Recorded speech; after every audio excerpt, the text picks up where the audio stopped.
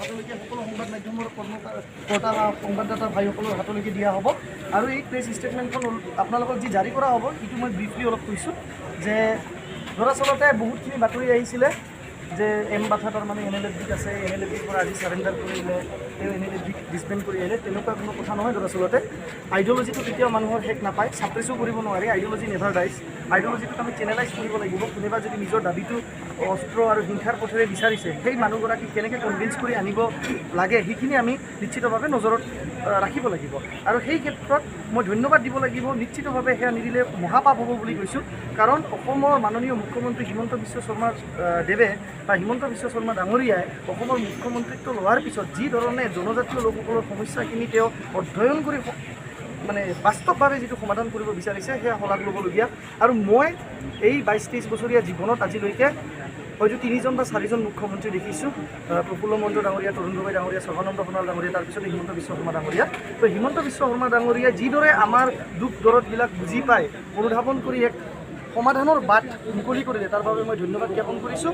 আৰু অতি শীঘ্ৰেই হয়তো 2-3 দিনৰ পিছত যাৱতীয় যিখিনি ফৰ্মেলিটিছ আছে সেইখিনি শেষ হোৱাৰ পিছত আপোনালোকক NLFB শীৰ্ষতম নেতাসকলে বা মুখপাত্ৰই আহি আপোনালোকৰ ওচৰত মন্তব্য প্ৰকাশ কৰিব বা অলপ পিছতে আৰক্ষীৰ জ্যেষ্ঠ বিষয়াসকলে বা মন্ত্ৰী ডাঙৰীয়া পীযুষ হাজৰিকা ডাঙৰীয়া আছে, জয়ন্ত মল্ল বৰুৱা ডাঙৰীয়া ইয়াতে আছে।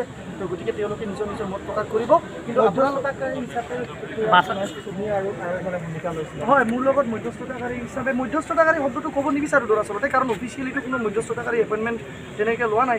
যিদৰে আমি NDFBক ম্যানমাৰৰ পৰা অনাৰ সময়ত আমি আছিলোঁ, দৰাচলতে NLFBৰ হৈ আমি অসম চৰকাৰৰ তাতে কাষ চাপিছিলোঁ যে NLFBৰ যিখিনি বস্তু আছে মধ্যস্থতাকাৰী এপইণ্ট নহয়, on behalf of them for the interest of peace, as a peace loving citizen, এজন সচেতন আৰু শান্তিপ্ৰিয় যুৱক হিচাপে আমি NLFBৰ সংগঠনক মূলটিত যদি ঘূৰাই আনিব পাৰোঁ, সেইকাৰণে যিবিলাক কথা সেইবিলাক আমি GP সিং মহোদয়লৈকে অৱগত কৰিছিলোঁ, বিভিন্ন আৰক্ষী বিষয়ালৈকে অৱগত কৰিছিলোঁ বা অসম চৰকাৰৰ অধীনত থকা গৃহ বিভাগলৈকেও মানে জনোৱা হৈছিলে। কিমানটা দাবী আছে এতিয়া তেওঁলোকৰ?